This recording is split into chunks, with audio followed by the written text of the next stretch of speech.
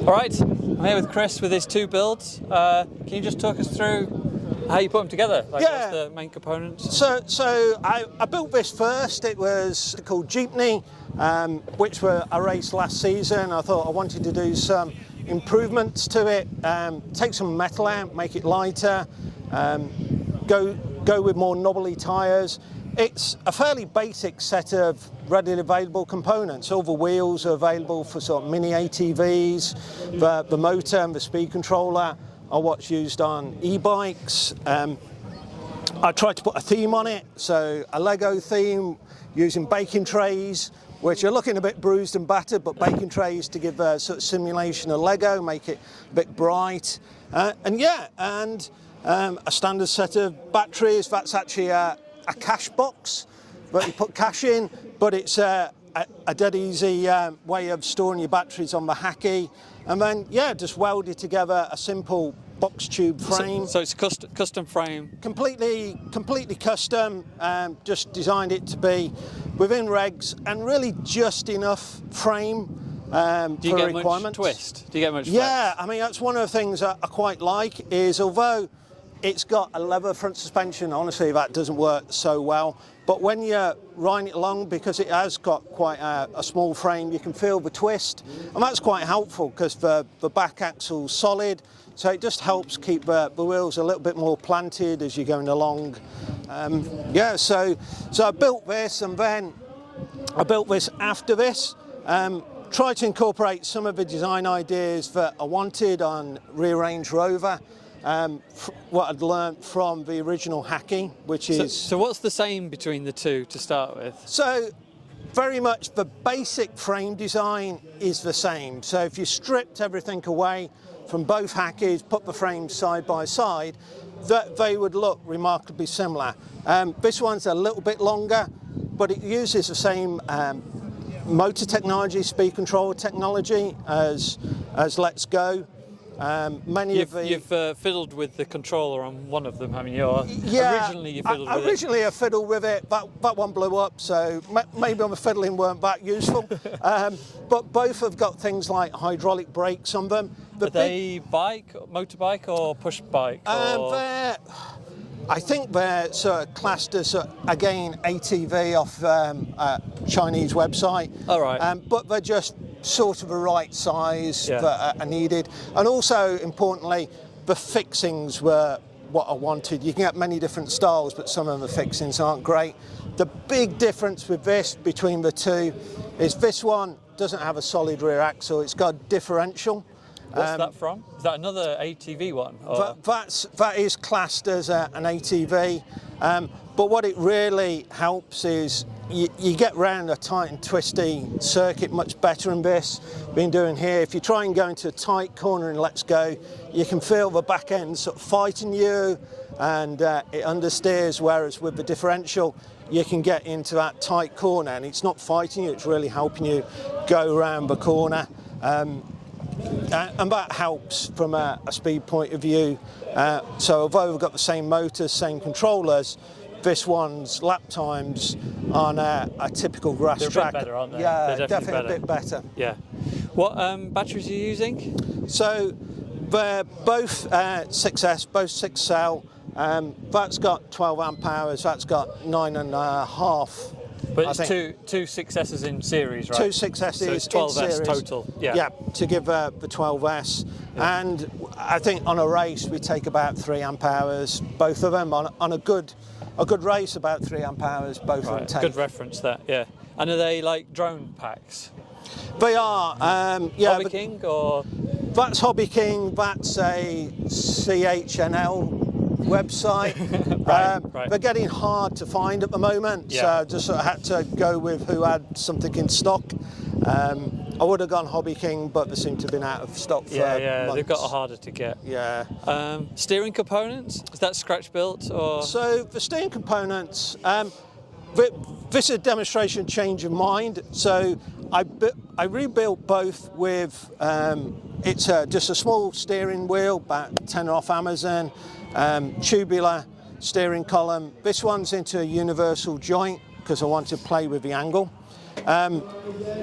But I do you do get a bit of slop for UJ's wearing, even after these races.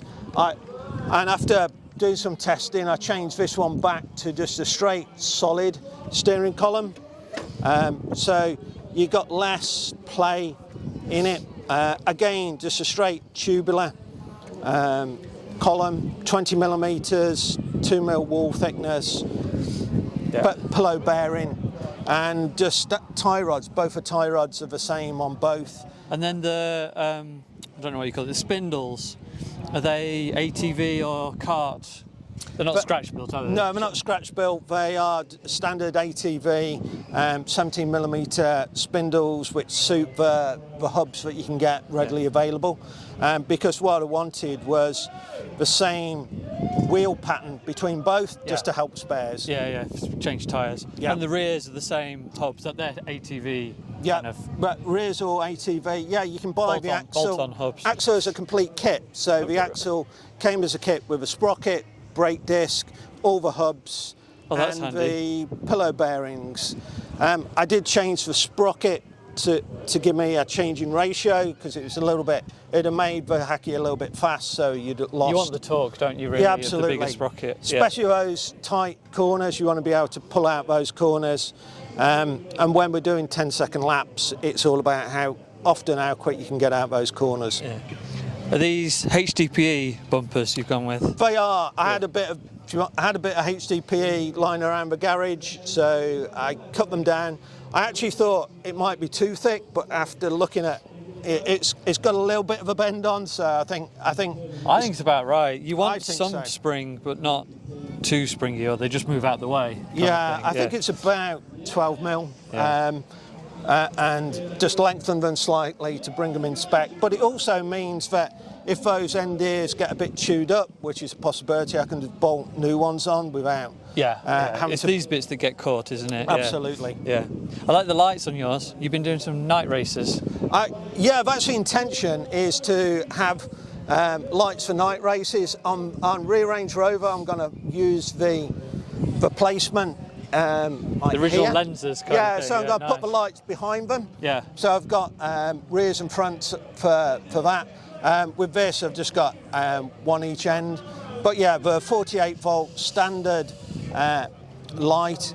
This one's got the transponder on it at the moment. Nice thing is the headlights also have a horn integrated. Oh, that's nice. So it's not a great sounding horn, but it's a horn nonetheless. So that just saves a component to worry about how to wire in. I also deliberately chose 48 volts because the rest of the car is 48 volts. It just saves worrying about another battery. Extra regulators and things. Exactly. Another thing to go wrong. How are you on the budget? Because we've got the budget limit. How are you sitting on these two? So a lot of shopping around to get to the right price components. Taking advantage, to be honest, of shipping versus free. Shipping doesn't count. Shipping doesn't count versus free shipping. So you can find the same component, let's say £20 free shipping, or £10 for a component, £10 for shipping.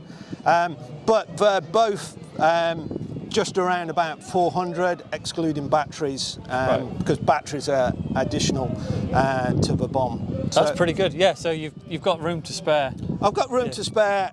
Maybe reinforce the theme and do a bit more theming on them.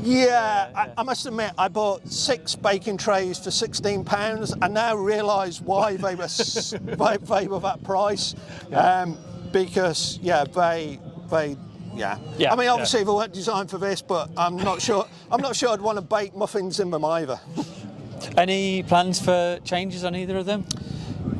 So I think this, want to get the lights in, but look at the speed controller, because it's running a standard speed control at the moment. See if we can just pep it up a little bit, maybe not as far as blowing it up, but give it a bit more life. Are they 1800 watt speed controllers?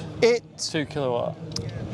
This one at the moment is, I think it's 15, but 1500 watts. But when I compare a 1500 watt to a 2000 watt, they look remarkably the same. So I'm not sure how much true difference there is. I'll do a shunt mod on it, just see if I can tweak it up. Also, used for 3-speed, so they come available with 3-speed setting. Yeah. So field weakening, give it a little bit of extra top end, have a play with that. But generally, pretty happy with this. This one at the moment, I think it's probably as far as I want to go. I think what my next step is a new frame. I want to take some metal out of it, get rid of the front suspension. It doesn't really work that well. Yeah. And ideally, I'd really like to go to dual brushless motors. Right. So get rid of a solid rear axle, and not go to diff, but use the 2 brushless to give that simulation of a differential. Yeah. And I think that will really help going through the corners in a similar way to a diff does, but hopefully the advantage of having 2 driven wheels at the back rather than maybe. I think some traction's lost on that one, on some of the tight corners, some of the higher speed, so. let's say. Yeah. So that'll be a fun project. But yeah, I mean, it's working at the moment. So you're doing really well. They're both very competitive. So well done. Yeah, it's a good fun series. Yes. All right. Thanks, Chris. Thank you. Cheers.